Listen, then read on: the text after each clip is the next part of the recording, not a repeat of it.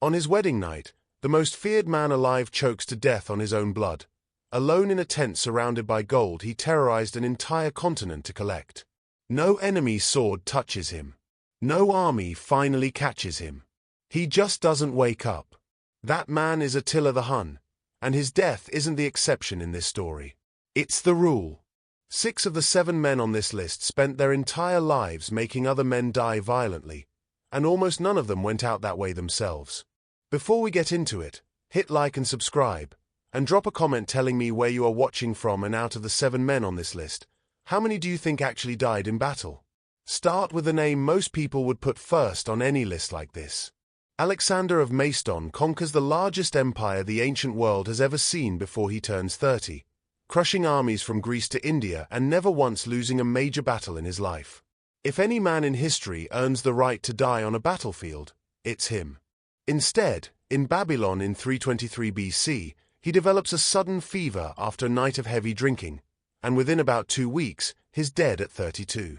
Historians still argue about what actually killed him: typhoid fever, malaria, even poison administered by a rival, and the honest answer is nobody has ever settled it conclusively.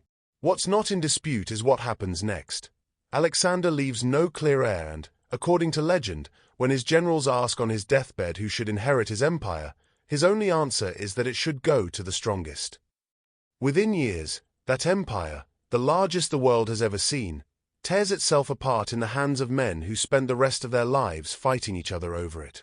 What's certain is simpler and stranger. The man who never lost to an enemy army loses to something no sword could ever touch, and takes the only unified version of his empire down with him. Keep that pattern in mind, because it's about to repeat itself on a scale that should be impossible. Genghis Khan doesn't just conquer territory, he builds the largest contiguous land empire that has ever existed, stretching from the Pacific coast of China to the edge of Europe, and he does it by making entire cities choose between surrender and annihilation. This is a man whose name alone empties battlefields before a single arrow is fired. In 1227, during a military campaign against a rebellious vassal state, he dies, and here's the part that should be impossible for someone this famous. Historians genuinely don't agree on how. Some accounts describe a fall from his horse during a hunt, others suggest internal injuries, others point to illness picked up during the campaign, and more recent research leans towards something almost mundane for a man this feared: a case of plague, the same disease that was quietly moving through his own army at the time. His family ordered the death kept secret to avoid weakening the campaign, and the secrecy worked so well that 8 centuries later, we still can't say for certain what actually happened in his own tent.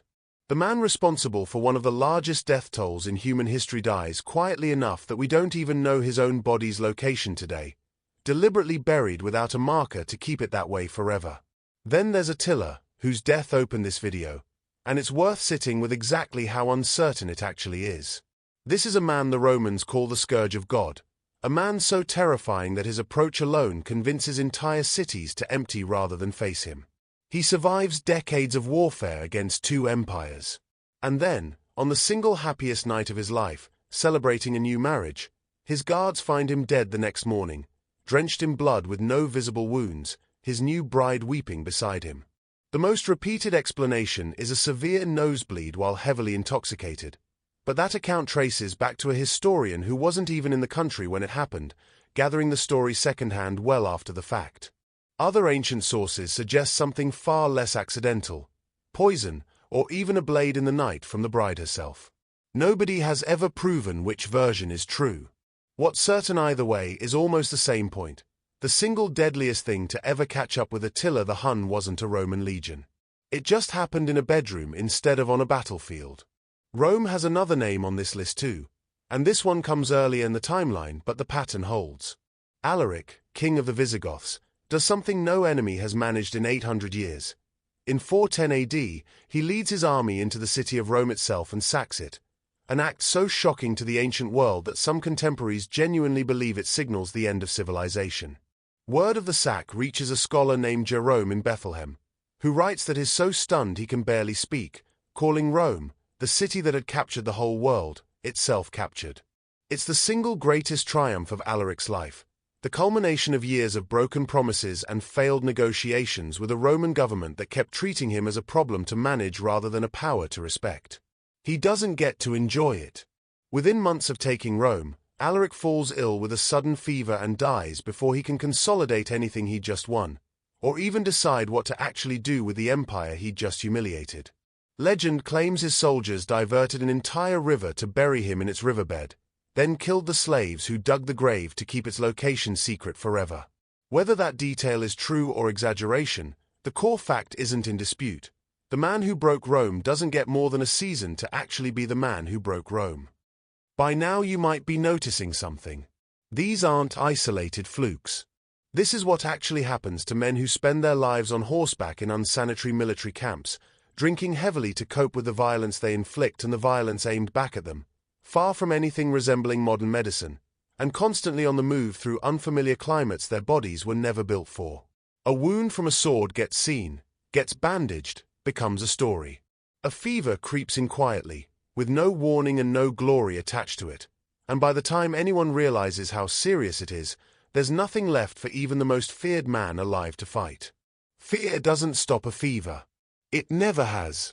Timur, better known to history as Tamerlane, takes that lesson and somehow ignores it completely, spending decades building an empire across Central Asia through a level of calculated brutality that includes stacking the skulls of conquered populations into towering monuments as a warning to anyone who might resist him. His campaigns are responsible for an estimated 17 million deaths, roughly 5% of the entire world's population at the time he's alive. Even by the standards of the other men on this list, Timur is uniquely feared, and he spends nearly his entire life fighting only in spring and summer, avoiding winter campaigns specifically because he understands how dangerous they are. In 1404, in his late 60s, lame in one leg and unable to fully raise one arm from injuries decades old, he breaks his own rule. He sets out toward China with an army 200,000 strong, in the dead of winter, hoping the surprise of an unexpected season will give him an advantage nobody's prepared for. It doesn't. The cold turns out to be an enemy no army can intimidate. Somewhere along a frozen river crossing, he falls seriously ill, and his own doctors, desperate to break the fever, resort to packing his body in ice, which only seems to make things worse. Surrounded by his commanders and his wives, in a voice too weak to carry across the tent, he tells them not to weep or tear their clothes in mourning, but simply to pray. He dies in February of 1405, in his own camp, hundreds of miles from the war he set out to fight. Never once laying eyes on the enemy, he broke his own rule to surprise. Hannibal Barca earns a different, quieter kind of fear, the kind that outlasts an entire military career. After his invasion of Italy, the Roman phrase Hannibal ad portas, Hannibal is at the gates, becomes something Roman parents actually used to frighten misbehaving children for generations after he's gone. He crosses the Alps with war elephants, hands Rome some of the worst defeats in its history, and Rome never manages to beat him on a battlefield in Italy at all. His end doesn't come from a Roman sword either, and it doesn't come quickly. For over a decade after Rome finally forces peace on Carthage, Hannibal keeps running, advising foreign kings, rebuilding influence wherever he lands, always one step ahead of Roman diplomats who never stop hunting him even after the war he actually fought is long over. He's an old man, in a foreign court with nowhere left to run, when Roman demands for his surrender finally close in. Rather than let old age or Roman soldiers decide how his story ends, Hannibal takes poison he's kept hidden in a ring for exactly this moment. He chooses his own death, on his own terms, the one part of the ending he refuses to let anyone else control. 6 names in, and the pattern is almost suspicious. Illness, a nosebleed, an unclear accident, poison, self-administered. Not one enemy blade in the mix so far. Which brings us to the 7th name, and the reason he belongs on this list at all, he's the one who actually breaks the pattern.